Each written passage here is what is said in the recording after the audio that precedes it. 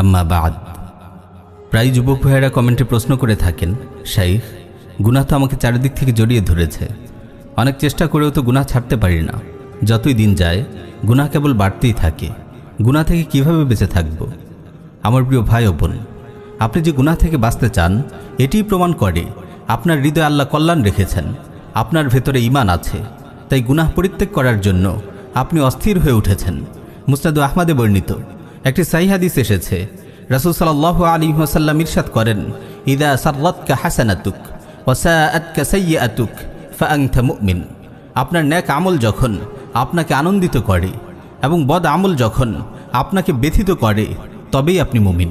প্রিয় ভাই আমার, আপনি তারুণ্যের সোনাঝরা দিনগুলো পার করছেন, আপনি জীবনের সবচেয়ে গুরুত্বপূর্ণ অংশটুকু পাড়ি দিচ্ছেন, তাই শয়তান তার সর্বশক্তি ব্যয় করে আপনার পিছু লেগেছে।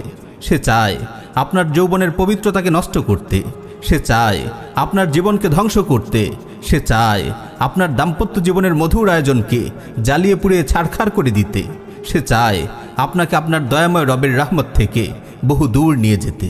তাই এই সময় আপনাকে পূর্ণ সাবধান থাকতে হবে, কোমর বেঁধে শয়তানের বিরুদ্ধে যুদ্ধে ঝাঁপিয়ে পড়তে হবে। প্রিয় ভাই ও বোন, আজ আমরা গুনাহ থেকে বাঁচার কার্যকর 3টি উপায় নিয়ে আলোচনা করব ইনশাআল্লাহ।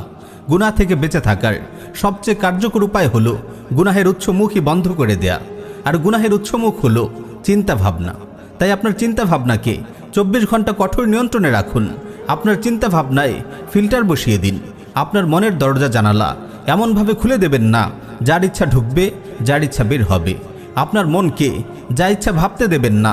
মনে রাখবেন, যত গুনাহে আপনি লিপ্ত হন তার শুরুটা আপনার চিন্তাভাবনা থেকেই শুরু হয়।